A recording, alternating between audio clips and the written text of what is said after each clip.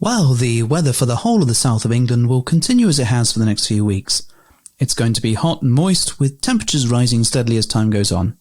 There's a chance of steamy moments as we move into the... sod it. We never wanted to do this.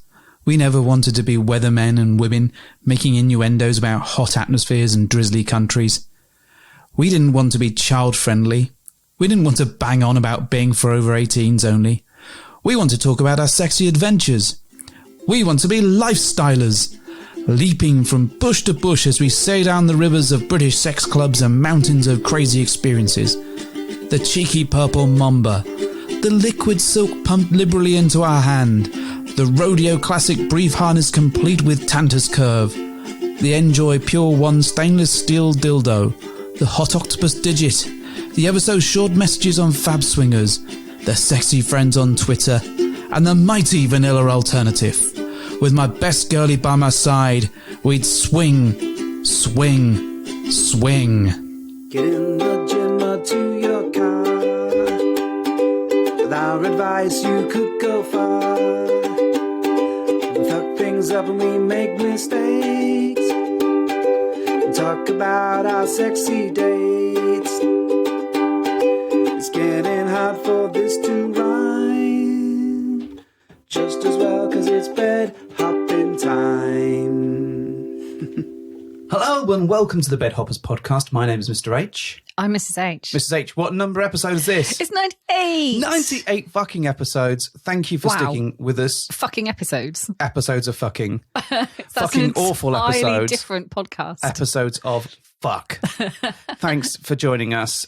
We are getting closer and closer to our 100th episode.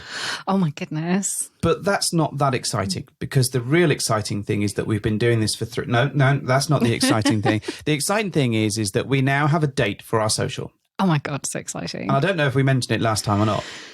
Well, no, I don't think we mentioned the actual date because we were waiting for some last minute conversations with the venue. Yeah. But I think it's safe to confirm it's booked. It's in the calendar for September the 11th. September the 11th, which is pretty much the earliest, safest day that we thought would be appropriate for the social. Gives everyone a chance to get the vaccinations done, gives the country a chance to settle down a bit, and gives us a number of months to actually do a fuck ton of sit-ups and running in an attempt to get fit again to look awesome for you people that are coming to the social. Now, if you've already booked tickets to the social, we'll have been in touch with you and let you know about it. So we just need to know that you can still come. Yeah. Yeah, and I'm really hopeful that people are just really excited that there's a date in the calendar, something to look forward to. I know it's quite a few months off yet. Exactly but that. It feels like it's achievable because it's plenty of time for the world to start sorting its shit out. Exactly that. However, what I will say is if you've not bought tickets for the social, at the moment, we don't have any spare. We are contacting everyone that originally paid for the tickets and getting in touch and seeing if they can still come. If we have any spare available, we'll go to Twitter, we'll post it online and we'll let you know. So please, if you haven't got your ticket, don't worry about getting in touch at the moment. We're still in the process of getting in touch with everyone. And that's going to probably take a couple of weeks to go through all of those people, but also for them to come back to us and let us know if they're able to make the new date. Yeah. Or even if they're still in the lifestyle after all this time. I'm going to wear all my shoes on that night. All your shoes. I'm going to shoe change shot. Them every hour so I can work through all the amazing shoes I bought during lockdown. Yeah. There's lots of exciting things that we're talking to the venue about the social, which has been really cool. Oh my God, I'm so excited. So, we're going to have some exciting things, some giveaways, in fact, which is cool. We can't tell you what they are yet. Oh, cool. You're going to tell me? Yeah. I know nothing about these. Yes, you do. Do I? Yeah, you do. I just don't listen. Okay, well, this is also true. So we're going to have some giveaways, we're going to have some fun stuff, and we're going to be there. So, yeah. Hurrah for the social. Yes. Moving swiftly on to this episode. What's it about? It's all about jealousy. And I know we've covered to hurt you. We've covered jealousy before, I know. I never meant to make you cry. Stop singing. People don't want to listen to you sing. But it's a song about Yoko. No, you're not singing about jealousy. So we've covered jealousy before, but we've covered jealousy, I think, from our perspective very much, which was how we felt seeing each other in kind of intimate situations. But what we haven't talked about in the past is maybe how jealousy relates to other aspects of lifestyle things. Yeah, I think, we invited our awesome chums, HisCockHerTail, onto the show again, So we Skyped with them or Zoomed with them, whichever Since we one. can't see them, we can at least hear them. Yeah, just a few miles down the road, and yet no touchy. So we invited them to join us for the show and talk about some of the feelings that they'd gone through, talk about some of the things that we had. Because, jealousy can attack you in different ways. I say attack probably is a bit strong, but can affect you in different ways. And we cover a whole range of different things, from being jealous of other couples playing with you, being jealous in different situations where it's not just the sex stuff. FOMO. Your personal nemesis. My personal nemesis after sweet corn. Sweet corn. Mr. H's terrible dislikes. Yeah. Sweet corn. FOMO. Yeah. My Achilles heel. Everyone's gone to the sweet corn party. Oh no, and I'm not. How do I feel? That would be a double whammy for you, because you wouldn't want to go anyway, but you'd be really, really jealous that everyone was doing something without you. Look, honestly, I don't want to see the aftermath of a sweet corn party. If I'm really honest, it's not going to be my thing. It really isn't. So, we've got HisCockHerTail on the show, and next time round, hopefully, we've got an exciting episode as well with... I don't know. No one tells me nothing. No one tells me nothing or nobody. Well, you just have to wait. You just have to follow our Twitters and see which amazing podcasting trio in this situation we talk to and, do a double episode with. I'm going to give you clues. Oh, my God. I know what you're talking about. Yeah. Yes. Thanks. Finally, the penny dropped. It's okay. Finally. I don't know which penny that was dropping. That could be something completely different to the situation that we're I talking just about. turn up and then start talking. You turn up, look pretty, talk shit. I mean, that's all we could ever ask of you. Yeah. It's all you're going to get, really. Yeah, and talk about tentacles every now and then, and everyone's a winner, really. So anyway, Tentacular. Yeah, let's play the interview thing and get straight on into it. We've got something that's just for you. Holy shit, it's an interview. So joining us today, we are pleased to welcome back with us Lord Voldemort and Vanilla Ice, who are the very lovely HisCockHerTail. Today we're going to be talking all about jealousy, FOMO, a bit of envy thrown in there, and maybe a bit of possessiveness. These are all perfumes available in our t-shirt store. Along with the emo one, lethargy. Despair. No, apathy. Wasn't that the one that you came up with years ago? Apathy. Anyway, guys, welcome. Yeah. Thank you for joining us today. Thank you for having us. Yeah, hello. It is wonderful to see your lovely, lovely faces. It is a shame that we're having to do this virtually. But Everything's virtual now. I know. Sex will be virtual soon. Really? You and me. Will it be like in Demolition Man with the headsets? Because that's not that far off, is it? 2032 or something? Yeah. Oh my God. Yeah, it is, isn't it? So when are we going to get the 3 seashells? This has got to be soon. Well, hopefully I'll be taught how to use them before we get them. Fun fact then, I don't remember watching Demolition Man at all. And then you reminded me that we did. So I rewatched it again recently, and the seashells made no sense to me. That's the whole concept. No surprise to anyone. I've no idea what you're talking about. Brilliant. Because it's a film. Okay. Yay. So you might be suffering from what's called FOMO. Everyone in this virtual room but has also, watched no, it. I don't really mind. Okay. Yeah, but yes, FOMO, fear of missing out, I believe. That's right. It's not an evil, villainous Cartoon Network from the 80s. And you've missed out on Demolition Man. Yeah, I'm okay with that. Yeah, me too. I wish I'd never bothered. But I'll pretend that I have that fear. Would you say that we're all talking Sandra Bollocks now? Nice. Anyway. Yes, even though Ice will be missing out on that because she's never seen it. She's right. in Speed, isn't she? Yes. And Speed 2. Yes. Welcome to Sandra Bullock Chat. Next week we'll be talking about Gravity. Oh, you liked her in that? I did. It's because she was running around in her pants, grunting a lot. She had really short hair. That helps a lot. And she was in her pants a lot. Okay, well, I can't drive this at all now because I'm going to be thinking about Sandra Bullock for the next 3.5 minutes. Yeah, but it's virtual, so you can Just think about Miss Congeniality and you'll be put right off. Some would consider that a modern classic. I'm just not one of those people. I have never seen it, and I do not have FOMO at the fact I haven't seen it. You have seen it, but that's I another matter entirely. Yes, it was in our early days when you were in my flat and we watched half of it and the other half may have just fallen by the wayside for other reasons. Anyway, the first thing that I really want to cover is the difference between envy and jealousy, because we often talk about those interchangeably, but that's really not the case. Lord Voldemort, I think you have a wonderful description around jealousy and envy. Do you want to elucidate? Yes, Yeah. I Googled, and basically, envy is when you want what someone else has, but jealousy is when you are worried someone is trying to take what you have. If you want your neighbour's new convertible, you feel envy. If she takes your husband for a ride, you feel jealousy. Envy requires two parties, like you and that neighbour. Jealousy requires three parties, like you, your neighbour, and your husband. And when they say ride, do we need to... Well, I think that's the fear. Yeah. And that's where the jealousy comes in, that it might be a little more than a ride. Well, explain. Different type. Or a different type of ride. So one of the things that often comes up when people talk about the lifestyle is around jealousy and jealousy between partners. So I kind of want to touch on that a little bit and then go a bit deeper into the whole topic. Mrs. H, you're looking wistful there. What's Wistful? Yeah, like you're off into the distance now.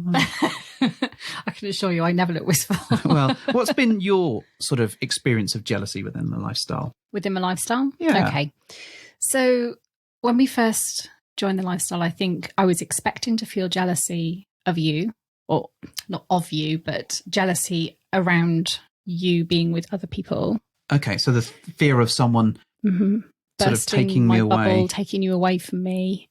I felt like I would have these uncontrollable emotions around, this is what I've known for so long and I hold dear, and that's now being threatened.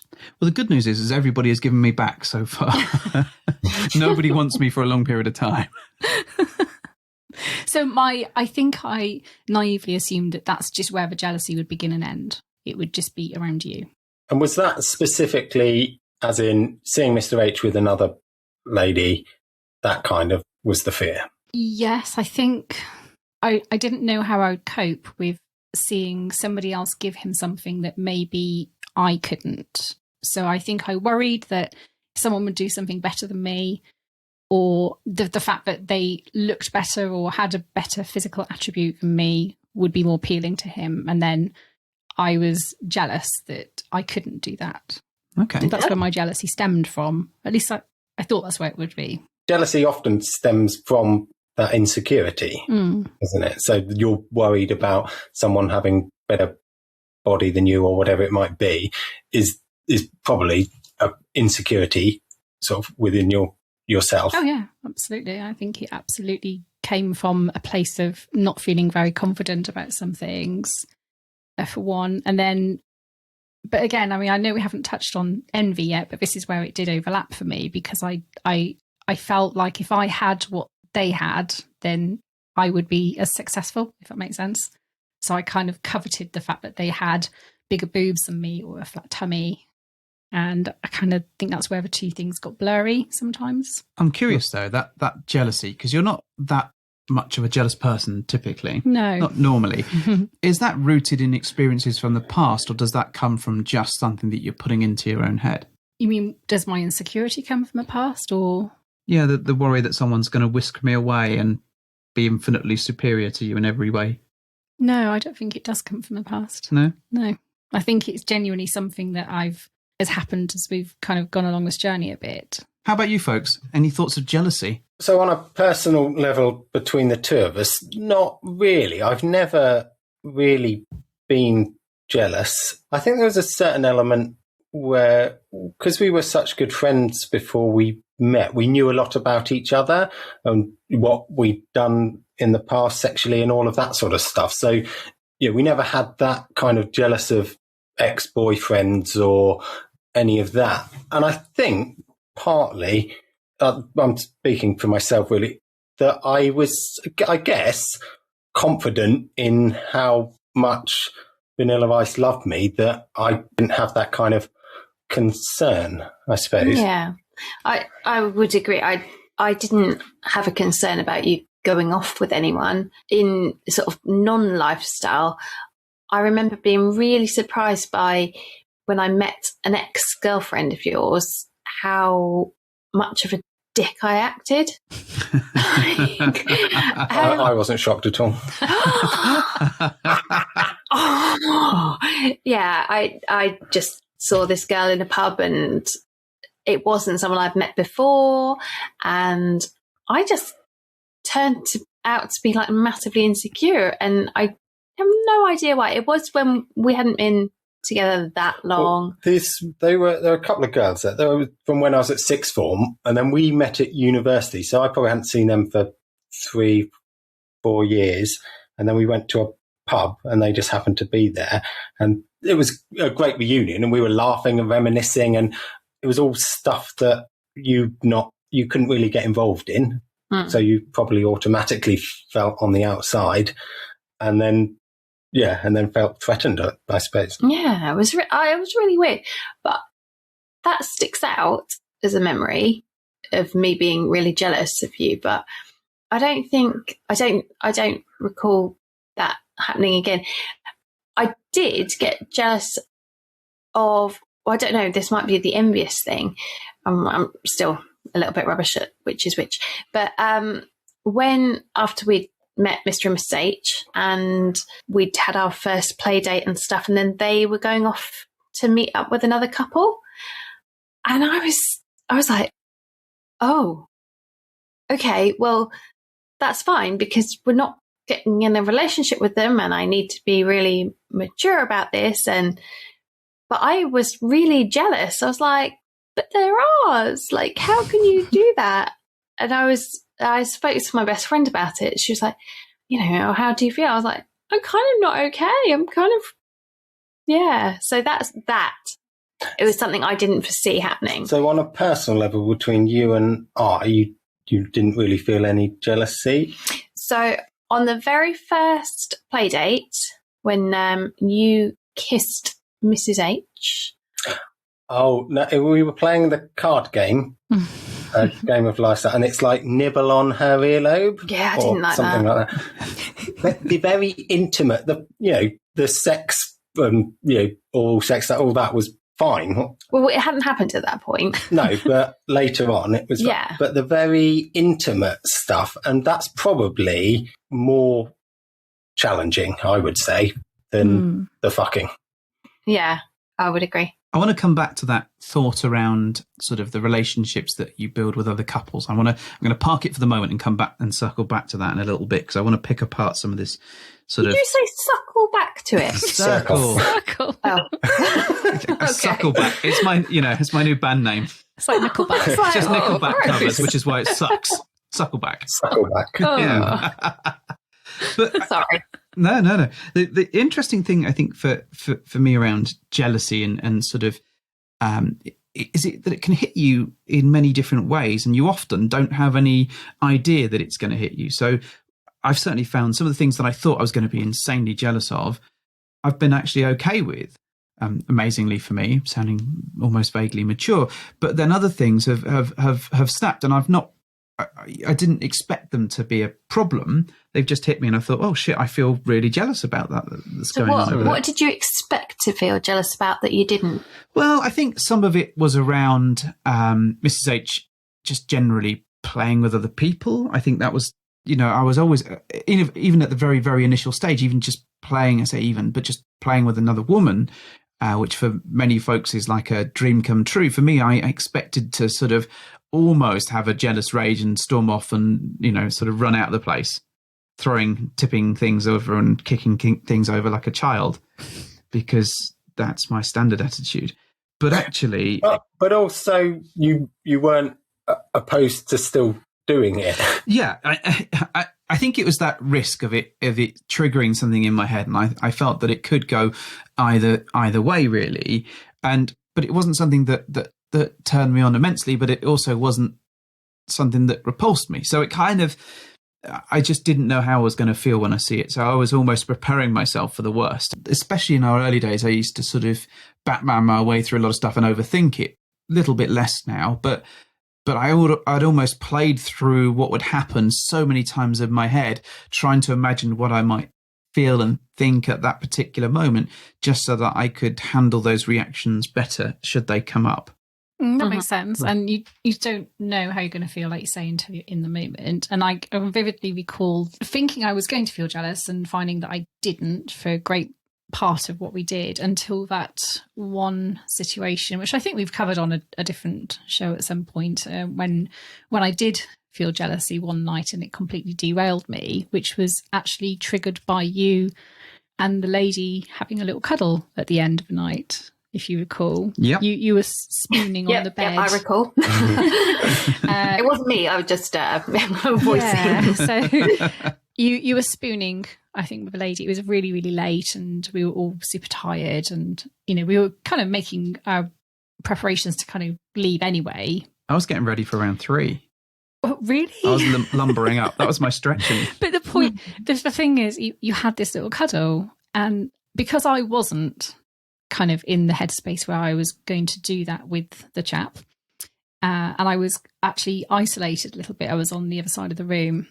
I didn't actually feel like I could come and put myself in the situation with you, because it looked like an intimate moment, and clearly it's not one you can just go in and gate crash. But at the same time, I felt very, very, very left out, because it was clearly a moment that you were having that I was not invited to. Was that jealousy and envy at the same time then, do we think? Yeah, maybe. Jealousy that I might run away with her, but envy that you wanted to be part of that cuddle. But I was also possessive because I wanted you back in my bed with me. And I actually felt a bit of rage because I was like, that's my husband. You're cuddling him. I didn't say you could cuddle him. I was okay with you fucking him. But the minute some intimacy comes into that it, intimacy, it really triggered me and derailed me. But again, that was early days for us, and we hadn't really, you know, done a great deal at that point. And I think that was the first indication I had that that's always going to be the bit that maybe unsettles me, and I need to kind of mature and grow a little bit to get over those feelings. And they're not bad feelings, I just wasn't expecting them. But I think it is interesting because, you know, that was a much more sort of early in our adventures. Do we think that sort of jealousy fades with time, with experience? Do you think that plays a part in it? I would say you probably get used to things more. But also it probably goes up and down depending on the relationships and the kind of play date you're having. If it was in a club and you just met some strangers and there was no intimate connection, you might feel less. Whereas if you are snuggling up at the end of a fun, romantic evening, there's going to be different things at play there. Also, the cuddle party probably is exclusively cuddles. So, you kind of... Yeah, but cuddling is an intimate act. It's a step further, isn't it? And you're not really gearing yourself up for that when you kind of enter into this. You actually just think about the physicality of, oh, my other half's going to be having sex or doing something physical with somebody. And you're not really prepared for the onslaught of emotion you get when you see somebody being intimate. And I mean intimate in an act that you reserve normally for you and your other half, maybe.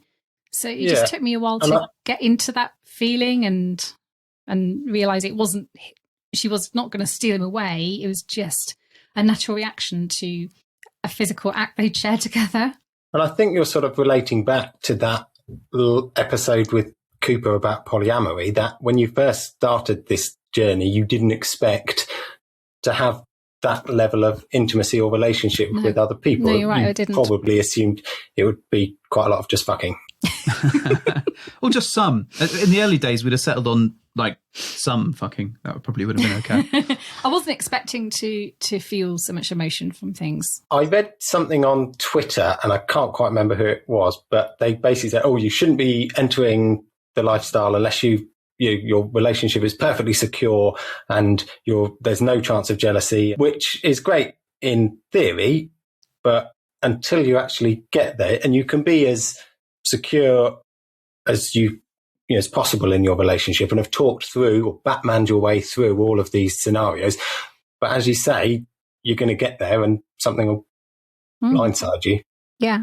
You're not expecting it at all. And I think it's about the relationship being strong enough to come back and have that conversation with Mr. H saying, well, actually, that cuddling bit at the end, rather than pretending it was fine and go, oh, let's go off on a nut and letting it fester, having that conversation and saying, actually, I didn't really like that, unpick it, why not, etc. What will we do if it happens again? All of that stuff. Yeah, and that's exactly what we did. I'm glad to say we did. have an adult conversation about it. I think you called an Uber straight away, and it was there in about 8 seconds. Which surprised me as well. But I wanted to remove myself from the situation because I didn't want to behave like an idiot and do something and knee-jerk into a course of action I couldn't undo. So I was trying to just take myself out of the situation and then deal with it when I had a chance to be alone with you. But, because you know me so well, you kind of figured it out anyway. So, that's true. Which is good. Very true. Do we think that jealousy is necessarily a bad thing? Is it a good thing? I don't think it's a bad thing. I think it's an emotion that can be welcome as long as you don't let it kind of rule what you do. I think it's how you deal with it. Yeah. I think to deny it or to say, well, you've got to be in such a secure relationship that you can't possibly feel it, that seems a bit disingenuous, and you don't know if you're going to feel it.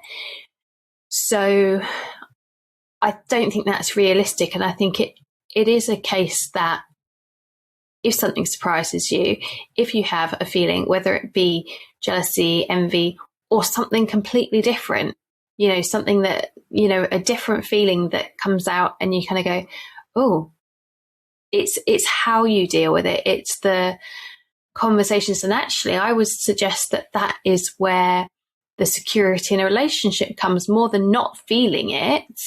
Actually, it's the being able to discuss it and unpick it and work through it. And where do we go from here? And what do we as a couple want to do with these feelings? Is it something that we want to put, hard nose on? Is it something we say, do you know what? It bothered me that much. We leave the lifestyle, or just, okay, well, let's see what happens next time. I would suggest that if you're not in a relationship where you can have those conversations, then I don't think that you're going to have a relationship that can last a lifestyle, if you like. I agree. I think the important bit is, as you say, the communication and how you resolve those issues. So, and you can't control how you feel. We're not robots. Well, some of us aren't. And you don't know when jealousy is going to hit you and how it's going to impact you. But what you need to be able to do is have the tools and the right partners in place that talk through that openly and kind of work through why it's there, why it's triggered you. And, I've kind of often felt that jealousy is quite healthy because it kind of can be a bit of a positive driver. If you're kind of a bit jealous, then it does show that you care and it does show that you're still interested. It may not be nice at the time, but it can be a real good indication that actually you're still wanting to be with that person. Yeah, totally. It means you're not numb and disinterested from things. You're actually capable of feeling something that makes you strive harder to be a better person and, make yourself maybe a bit more indestructible sometimes. Well, it certainly does for me anyway. I think so. So we're going to circle back now to the bit that we parked, or circle jerk back, whichever one. Suckle back. Yeah. Now appearing at local venues near you in 18 months' time. Around those sort of interesting moments that you kind of discover in the lifestyle, because you kind of, you kind of go in and you're thinking about how your partner's going to react, how you're going to react, but you don't necessarily expect to sort of develop feelings of jealousy over other partners, or develop FOMO in particular as well, and develop a level of possessiveness as well. I think that really surprised us. It did, yeah. And I think you'd probably describe yourself as a king of FOMO sometimes. Yeah, I am. So why do you think you get I'll so just much put that FOMO? crown on you. Yes, I am the king. It's the title of my first Suckleback album. Well, how do you think Are you worried that somebody else is going to take that crown? Yes. But while I'm asleep, someone's going to nick it. Someone is coveting your FOMO lording crown. it up in town with the crown on. Yeah, why do you think FOMO is one of your biggest challenges then? FOMO for me is, I think there's been incidences in my past where I've not done something and I've missed out. Also, I don't like the thought of things not being equal. Balance is really important to me in the way that I work and the way that I think. And I don't like the idea of somebody getting more than their fair share as well. And me missing out on that. By some, you mean you. Well, and I think some of this even goes back to stupid little childish things like if I didn't eat my food fast enough, like my dad would literally take the food off my plate and eat it himself. That's survival of the fittest. It's survival of the fittest, but it's also linked to that kind of everyone having their fair share and it being really important. And it's all tied to that for me. Whereas these are quite alien concepts for me.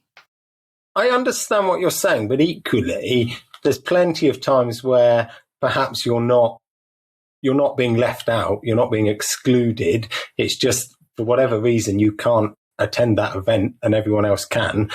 And there's no malice there. It's just that you're unfortunately going to some other event. And or in my case, going to sleep. Yeah, and it's still... I miss out on loads of stuff. Because you're asleep. I just need to go to sleep. And it's rubbish. But also, I just have to make a decision, actually, what's more important for me. Yeah. Actually, right now, not right now, don't worry. But, right now I need to go to sleep.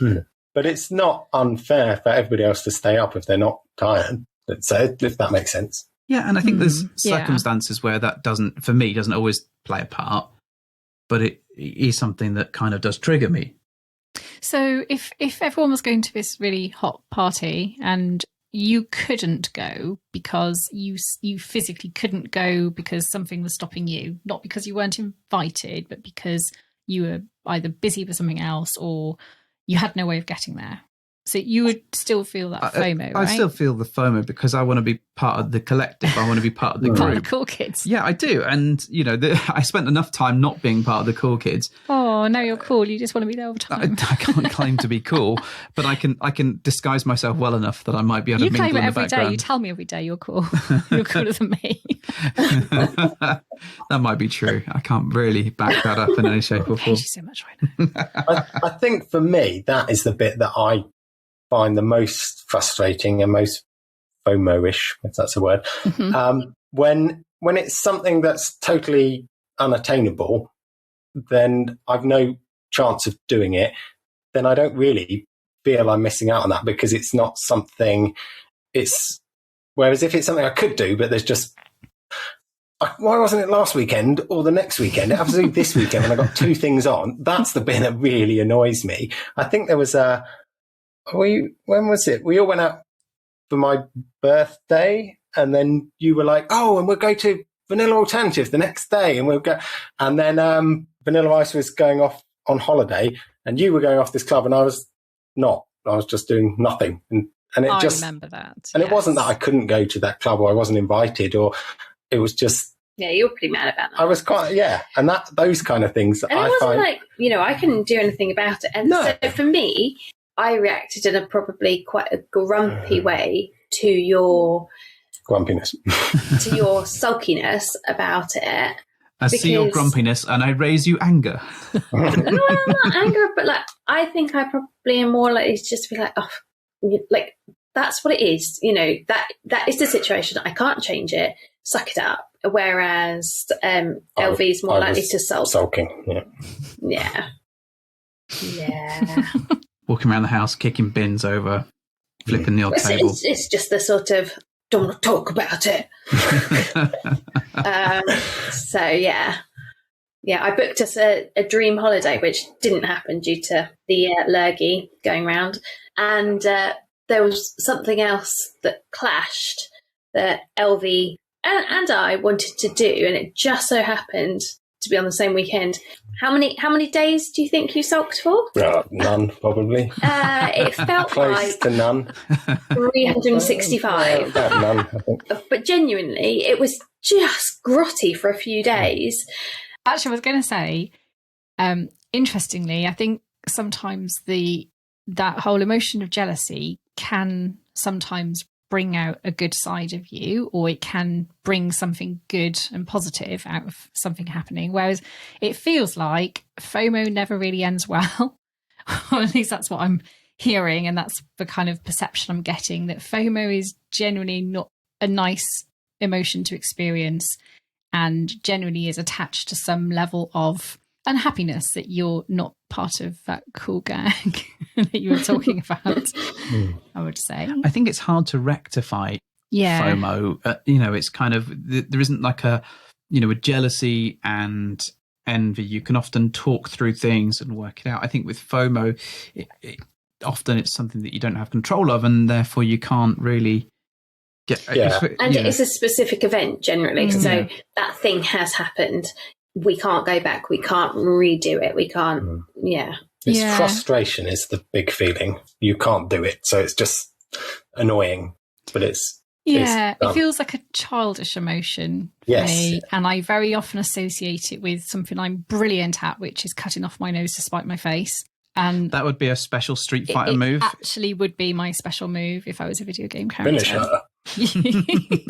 I am really, really childish if I can't go to something because of my own fault, or someone tells me to do something and I was going to do it anyway. I'm a real one for cutting off my nose to spite my face. And for me, FOMO and that kind of emotion go hand in hand. They're very childish emotions, and I feel by exhibiting them, I'm actually not a great person sometimes. Activating petulant mode. It is petulance. I might as well stamp my feet and, be that whole throw my toys out the pram kind of thing. Well, the fact that you consider it to be a sort of very immature emotion, I do, probably is why I experience it so much.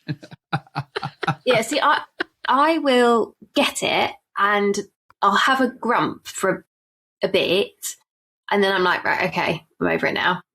And I think that's why I find it challenging if LV, for example, not that he ever does, might remain in a sulk about such a FOMO. But also because I know it's rubbish, but going back to the sleeping thing, I know that throughout my whole life, even sort of as a teenager when friends were going out, being wild and stuff, actually, I knew that I really had to go to bed. And so I had to make those decisions for maturity's sake, because I knew that that's something I had to do. So I would miss out on parties, or I'd leave things early, or me and LV tend to go to a place every year, not obviously 2000, but 2020, whatever year it is. Oh, fuck, I just lost 20 years. And he will stay up late, drinking, catching up with people. And I won't, because I know that in order for me to kind of function the next day, I need to go to bed. And it's rubbish, but I also know my limits. So I kind of have a small sulk, but then I'm done. But actually, that's really mature of you. Because quite a mature. Yeah, I don't think we could do that. I can think of many a time when one of us has folded because of tiredness, and we've actually not coped well with the fact that the other one wants to stay up. We just don't get over that ever. I mean, fortunately, it doesn't happen a great deal, but you two go to bed at the same time. We do. And that still weirds me out. I think it's cute, but also no, bit creepy, because I need to go to bed really early. LV not so much. So we've got that different dynamic. So therefore, if I go, do you know what? I need to go to sleep. I'm happy with you carrying on, on this Zoom call, or staying up drinking with people, or whatever it is, staying out. Do you remember when we could go out? Then he's used to the fact that actually I'm a bit flaky like that. And also that if I say I don't mind, I really don't mind. So it gives you a bit of freedom, I suppose, to... Yeah. I'm the opposite camp. I'll be like, never. I'm never going to bed. I'm going to be here until the very end, just in case something good happens. Maybe that's why we go to bed at the same time, because neither of us want that FOMO. I genuinely think there is a bit of that to it. I think the other reason is because when we first started dating, I wanted to sleep on different sides of the bed, which apparently makes me insane and weird. And I think the reason we go to bed at the same time is to prevent me from sleeping on her side of the bed. What kind of weirdo wants to... Are you not over this yet? You both wanted to sleep on the same side of the bed. No. He wanted to sleep on the side of the bed that I am used to sleeping on. He wanted to swap sides. Why? I know. I'm like, why would you do that? I did for a minute. I did think that you were suggesting like rotating sides. Yeah, I'd be happy with that. One week you'd sleep on one, and the next week you'd sleep on the next. And I thought that was perverted. Yeah, I would. I would right be off. No, absolutely it's down my with that. side of the bed. I'm used That's to why it. they're called the bed hoppers. It's exactly. So what's happened now is that if we go to a hotel, there is I know which side of the bed. Luxury right now. Well, yeah, it would be. But I know that Mrs. H will walk through the door and she'll make a decision based on a number of factors. Like, is it facing the same way as normal? How close is it to the bathroom and the exit? Yeah. And where is the window and likely any drafts? And all of those things will come together in a marvellous scorecard to decide where she sleeps. So then there might be some element of me being able to stay on the other side, which freaks her out completely. It does.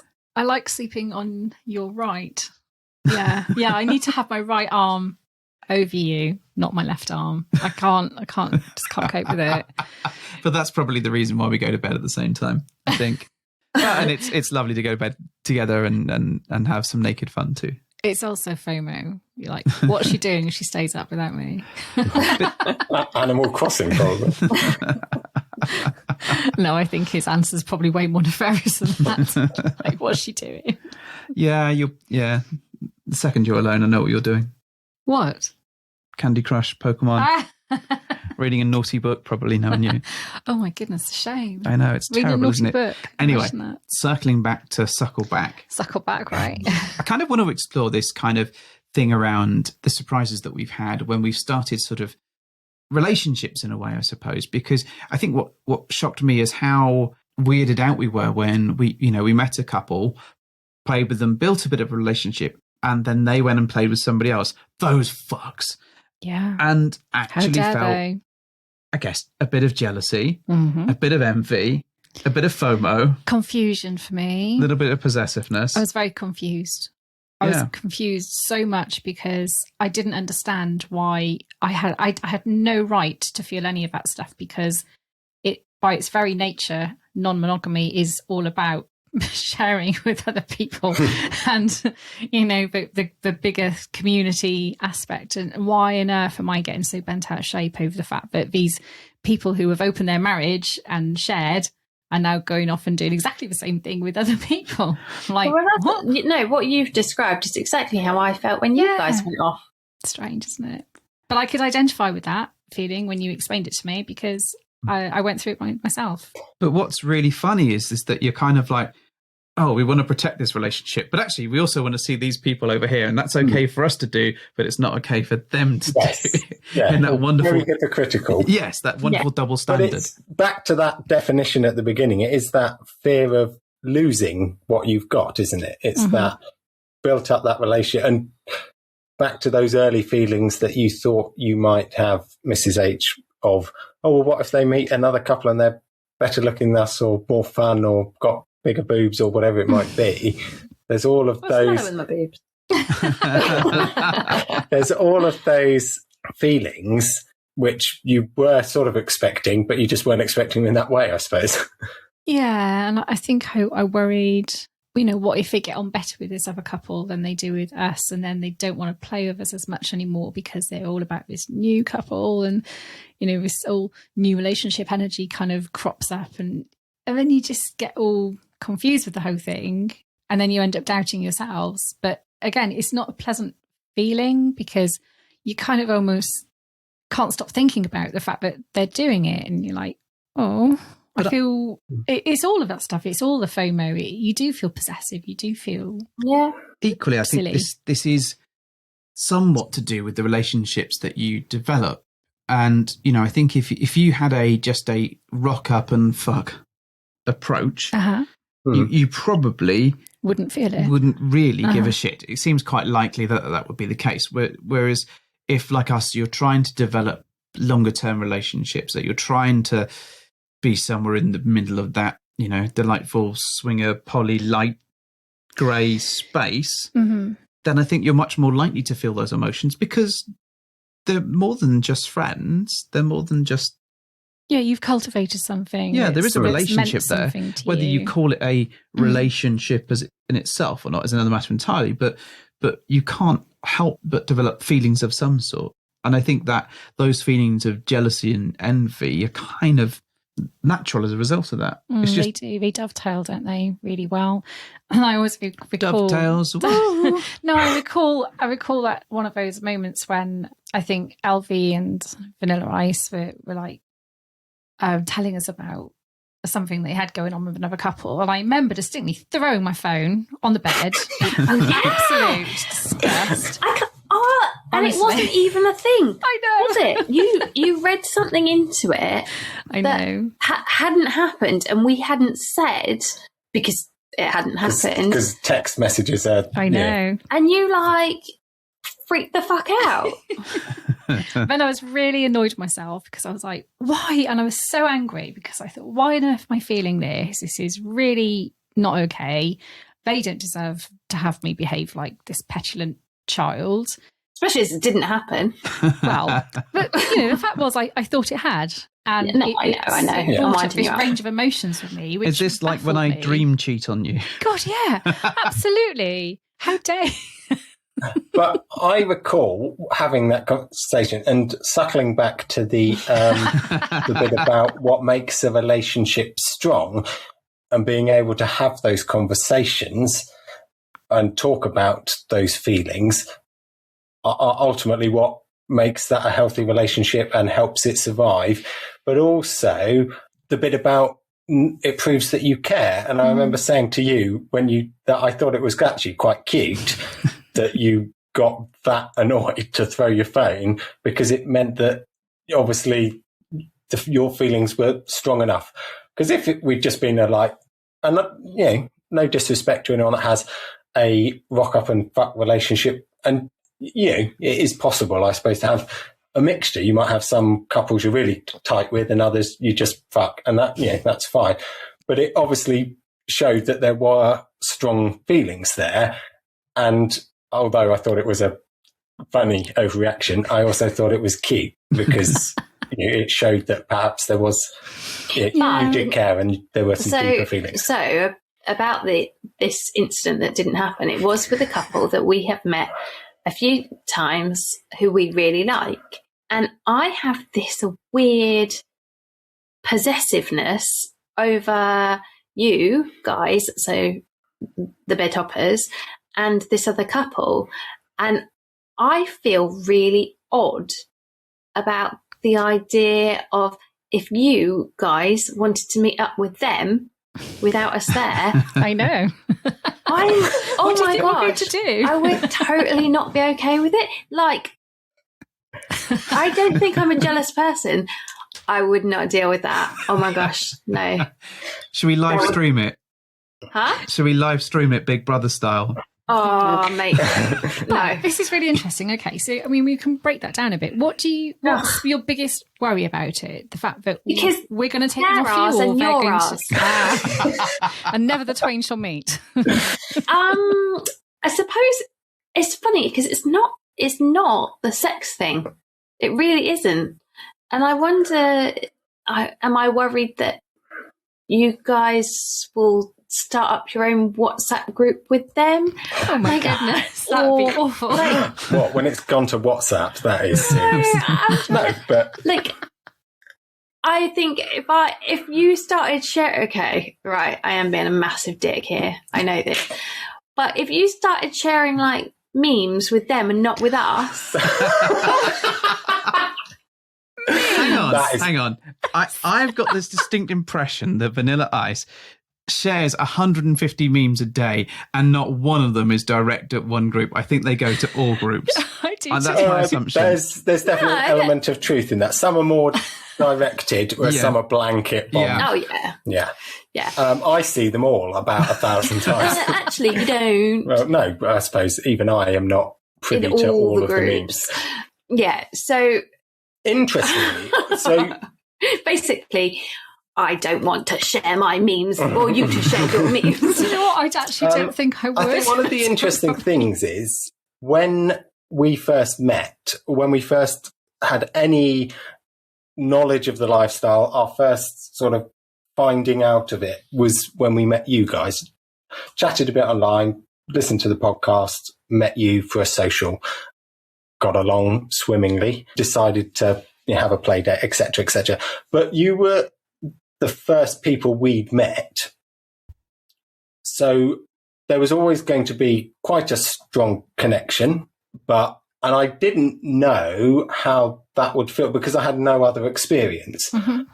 I also knew that you met lots of other people already and you had existing relationships, and I didn't know what was normal or how good a relationship you had with any of these other people. And so to a certain extent, when we first met, I thought, we'll just be another one of your many couples or whatever. What I didn't know was that actually you might have met lots of people along the way, but not a lot of them you've cultivated a particularly deep relationship. Is that fair to say? Yeah, I think that's fair. That's a very fair assessment. Whereas the flip side of that is that we had only met you. So when we first started, we literally didn't have anyone else. So we weren't going and meeting anyone else or talking to anyone else. So then that first time we actually found a couple we clicked with was probably a big ooh, for all of us. So, because I mean, just on different sides of the and this other dynamic couple, so we have met up with various unicorns, and a manicorn, and is that a thing? Yeah, manicorn? If you like. Let's say that. I was going to talk about narwhals. I didn't realise they existed in real life until that guy stabbed someone with a narwhal horn. Anyway, edit that bit out. That's staying in, 100% staying in. So I've not felt like, if you just met up with any of them. Oh no, see, I think I'd be jealous about my manicorn. I think it's harder, probably as a couple, to develop such a strong relationship with a singleton. But that might just be personal experience. I don't know if you have any thoughts on that. I think it's all very much down to just the connections that you make and how you feel. It's always a roll of the dice. What I will say is that I think very early on, not very early on, but sort of a third of the way through our journey, we hadn't really connected with that many couples, and we connected with a couple and developed a really quick, great relationship with them. But I think what really was strange for us is that they are quite, and they won't mind me saying this, prolific in the number of meets that they have and the number of people that they see. And actually that took a minute or two for that to kind of sink in, because actually we kind of at first were like, oh shit, how do you not compete with that, but how do you live up to that expectation, but also how do you kind of cope with the FOMO, the jealousy, the envy, when actually every other night of the week they might be doing something different or something that's exciting or whatever, and sort of feeling like just another notch on the bed. Yes, yeah. And we went through that, and I think actually what it transpired was that the strength of that relationship was very particular to us and them, and that was something of its own. But actually, they're going to do what they're going to do. They want to do that, and that's every right. But it just took us a beat or two to kind of go, oh, that's just them. That's what makes them them. But it was a bit of a, we sort of sat down and had this bit of like, holy crap conversation, because we hadn't connected with that many people, or really, as much as that. And two, it was like, holy shit, this is what they're like. That's quite different to anything else we've encountered, not just from a personal perspective, but also from an experience piece. So I think that took us a while to kind of get that into our heads and go, actually, that's just who they are. And once that started to sink in, sort of understanding that part of a relationship with other people became a bit easier. It's not easy because you still have those moments and those flashes. But I think for me, that was the first moment where we kind of went, oh, actually, we kind of get that a little bit. It's so I've been reflecting a bit on what Vanilla Ice has been saying about, the worst thing possible would be for me to share a meme with these people. But okay, let's get past that. So let's assume, for argument's sake, that you continue to develop other relationships with other people once we're out of this shit show of COVID. So you meet more people, you meet more couples, or another unicorn, whatever it is, and at some point, what if we meet any of these people? Are you going to continue, do you think, harboring these kind of feelings of possessiveness? And at some point you might have to let go of them. It's really weird because I don't mind that you two go off and see other people. Cheers. Well, I mean, like, we have meme parties. But I was going to say also not right now anyway. But and same with this other couple. It doesn't bother me that they have a unicorn that they go and see and stuff. That's fine. It's the putting you four together. I don't know why. I really, and it's really stupid, and I know it's stupid, and it's weird, and I don't know what it is. They're just yours. There is a weirdness as well. No, because they're not. I don't mind that they're not just ours, and I don't mind that you're not just ours. Like, I don't know. But we can't meet each other. Funnily though, this other couple, they said they had another couple who had similar feelings as well. You know, they mentioned that, like, oh God, who are these new people you're seeing? Yeah, so it's also, there is that fear of, oh, what if you introduce friends to friends and then they hate each other and go, well, why? What are you doing with them? Yeah. And there is that. Yeah, because let's be honest, Mrs. H. Mm-hmm.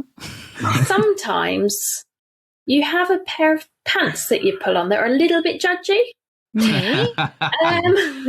And Intolerance.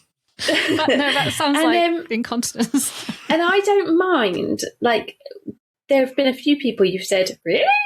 And you know, and I'm okay with that. But I think I wouldn't be okay with it with them.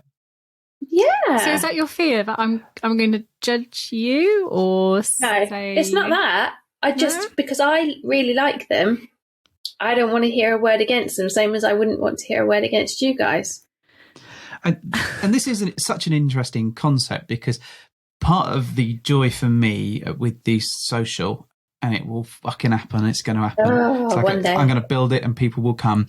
And it was the interesting point of pulling lots of our friends together and putting them in a room and seeing what happens for me. There is something marvelous. And my hope is that it's all a marvelous utopia. I'm not, I don't think that's going to be the case, but I would love it to be that. But actually, it's really interesting to see all these different people that we know, some people that we played with, some people that we chatted to online, some people that we all this kind of, but all people that that we're kind of connected to in some way or another coming together and seeing what happens with all of those things, because it is just a complete roll of the dice. It is, but this mythical, lovely couple, Vanilla Ice is guarding with her life. If they're going to be at this social, we'll have to wear disguises so we can't go and interact with us. Like, no, at all costs, keep them apart. Hang on, this is why Vanilla Ice wants to be on the door. COVID. No, you didn't invent COVID to prevent that. I hope not. Anyway, you're going to be on the door and literally going to be security and preventing certain people from meeting. Yeah, it's full. You can't come in. True. Sorry, I do love a high vis and lanyard and a door I do love clicker. lanyards. I've got the door clicker ready for you. Yay! So you can count up. Yeah, no. So you had asked us. This may be where you're going with it. About if we wanted to invite this couple, we did, and they were going to come. They were, and they will one day. So I was kind of okay with it, like a year ago. Now, in a big room with 60 other people. When I'm the one that can bounce. yeah. How can you cock block for like 58 other couples or 56? I other don't know. couples? Do you know what? cockblocker. Actually, probably just what needs to happen is you guys to meet each other. Go, yeah, they're all right, but they're not my type. You both need to say that about each other, and then we're all good. It's very specific. And what if it's like lightning in a bottle, and we're all four of us are like, oh my goodness, Sweetheart, don't poke the bear. You don't need to poke the bear. One thing that I do want to pick up on, though, is I think. No, this is me being bad again. No. This is more of a generalised thought that's kind of popped into my head around the possessiveness of people. Actually, is that sometimes when you do have those early interactions, you do build a level of possessiveness, and we've been chatting to various people, and some of those couples have taken that almost a step too far. They've almost sort of gone from having one interaction or two interactions to almost sort of entirely thinking of that as a full-on relationship where they feel they almost have as much rights as the other person's partner and stuff. And that for me is such a strange situation, but it does happen because I think initially when you're in those first stages, it's all very new, it's all very exciting, and that can actually be a bit of a strange occurrence. Mm-hmm. Yeah, totally. I know exactly what you mean. So I kind of lost my train of thought then. Great. Thanks, wife. Brilliant. No, I was actually... But I would say a lot of that perhaps comes with experience. So all of these are new. So the first time you ever meet anyone and the first time you meet like another couple you click with, they're all new learning curves. And so you deal with it. And, all relationships are different anyway, but you probably deal with those feelings better as you're more experienced, I would imagine. And it's almost that you need to go out and have a number of experiences just to see what's out there and kind of get the sense of the way of the world and the way it works to a certain extent. Just go out and fuck everybody. That's kind of my advice now to everyone. Once you can safely do that. Yeah. I don't want to go out and fuck everybody. Well, just go out and have some shit experiences. Yeah. Get those, like special brew or whatever. Exactly. And then those under your belt. Create an award-nominated podcast about it.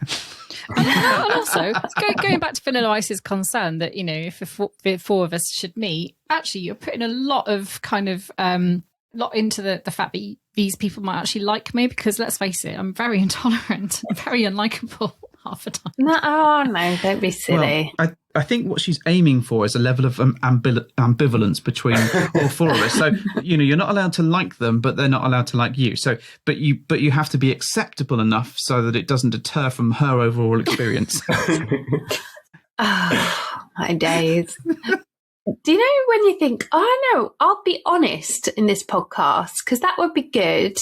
And then you think, I wish I hadn't opened my big mouth. No, No, it's a really interesting discussion. But it's not a surprise. I have told you guys this before. Yeah, but you're probably not the only person who's ever thought these feelings. No, which is why, again, I thought, well, I'll say it. And you're probably not the only person who's thrown their phone across the room. I didn't throw my phone across the room. Oh, yeah. Yeah, at least I haven't done that. Imagine that. Overreaction. Huh? You were too tired to do it. That's what it was. I really appreciate that level of honesty. And I think, we've kind of had very similar feelings. You don't have to say that just because I was going for the sympathy vote. No, I tell you exactly what I think. But it's such an interesting journey because you just don't know where these thoughts and feelings are going to come from and how they're going to surprise you. And we were certainly thrown by the fact that we had very similar thoughts and similar worries about introducing other, friends to other friends. And, it's kind of like, it's like the weird, like Amazon recommendations or Wish recommendations. You've tried this, you might also like this. Maybe not the Wish one because that always seems to suggest some really weird shit. But it is almost those jealousy moments that pop up with that, but also the opposite of that, and that you hope that those connections can be great. And sometimes you think, Christ, I wouldn't put those guys with those guys because that's going to be an unmitigated disaster. But often those things are quite surprising. That's very fair. And it kind of reminds me a little bit of, so on Fab, there's, the site over here in the UK, but you get verifications, don't you, when you meet someone and they leave a bit of a review of your kind of experience. Like your fuck advisor rating. Yeah, your fuck advisor rating. So one of the things I found about Fab sometimes was that people would kind of almost go verification hunting.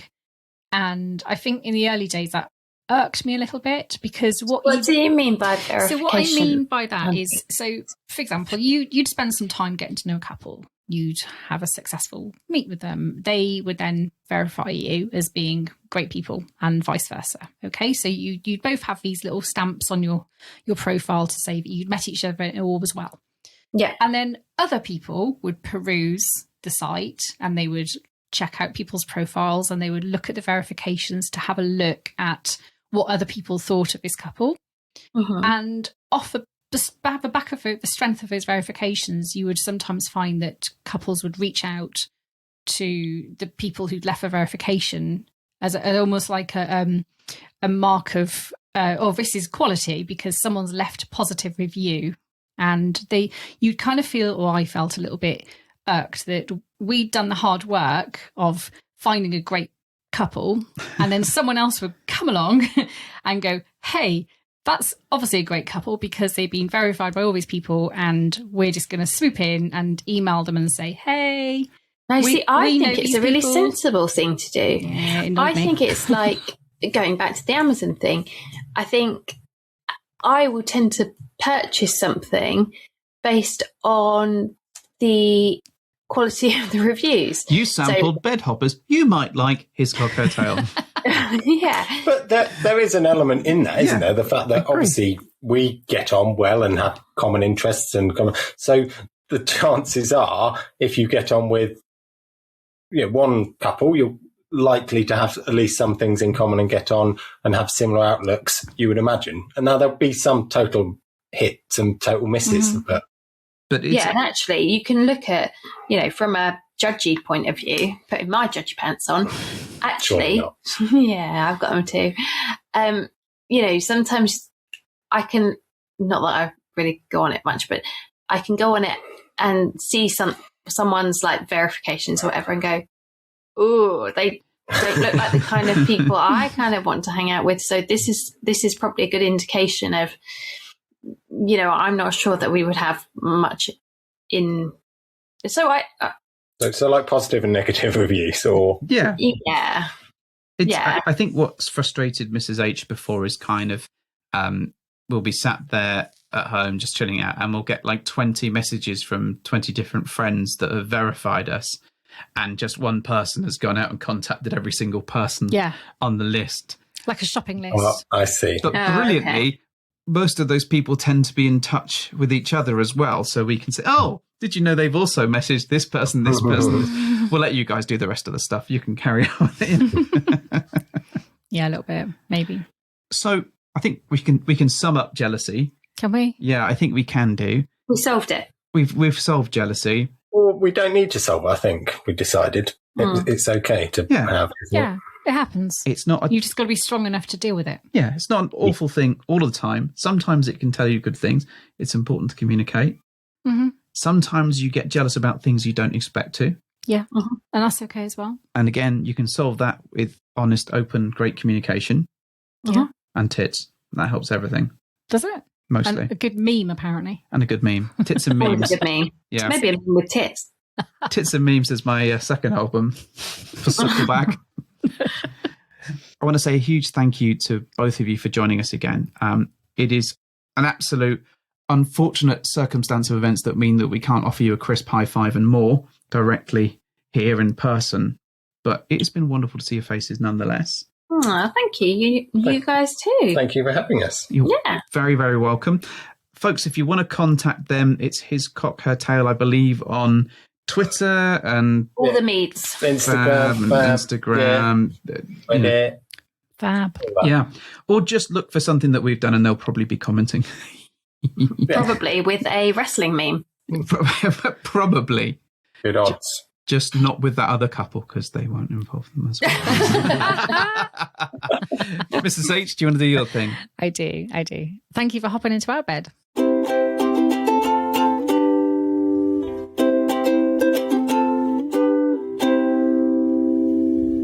Just want to say a huge, huge thank you to HisCockHerTail, to Vanilla Ice and Lord Voldemort for joining us on the show. It was awesome to chat to them and really interesting to actually explore some of those feelings.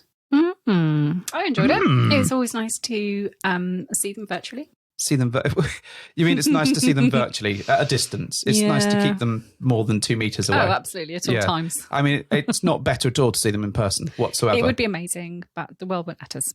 So. We will do soon. Yeah, I know. We'll be able to hang around in their garden at some point soon. Even if they don't know it, just sneaking around, rifling through the bins, You sound like a raccoon. Yeah, there's nothing wrong with being a raccoon. Yeah.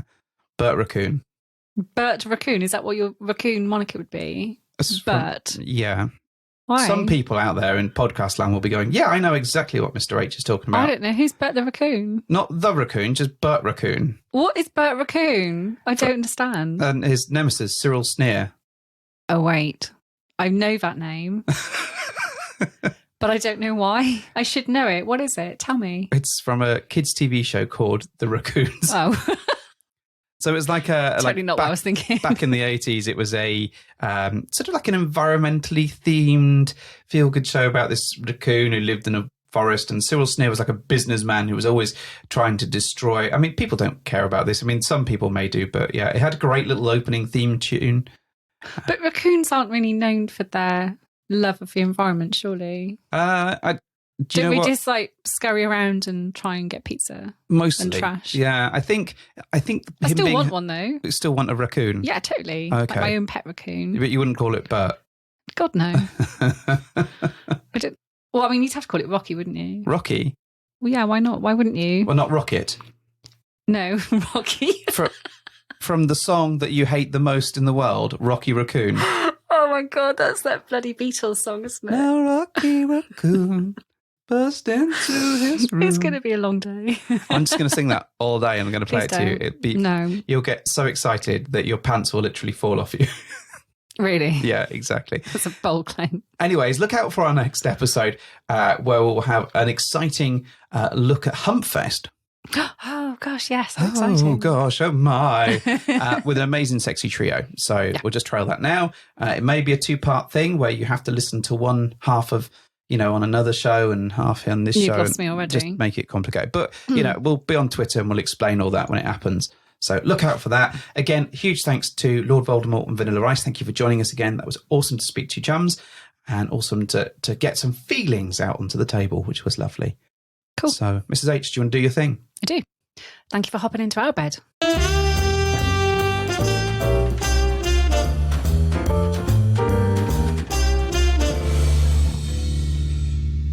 So, tell me what you had for breakfast. Cock. I rode a cock. I sat in the cock. Cock, cock, cock, cock, cock, cock. And the sound test was never the same. I only had one cock, to be clear. Just for clarity there. It was your cock. If just one cock could come in you, strong enough and long enough. No, this is wrong. You can't. No, don't have Muppets and cocks mixed up. It's only the song that they sang at Jim Henson's funeral, except there was less cock. Fuck, I don't think he would have liked that. He'd turn in his grave if he thought he was his memorial was being clouded by cocks. Other cock. However, to be clear, at my funeral, I would love all the cocks. Why are there so many? Stop it! You'll get sued. No, about stop. Cocks. Can I have a cock funeral? And when do they come inside? No, I already said I want a Viking funeral. Yeah, you did. But can we incorporate cocks and Vikings and death? Applications for the Cock Viking funeral will be taking place in approximately 40 or 50 years. Sounds amazing. Yeah. Yeah, all right. Okay. Down for that.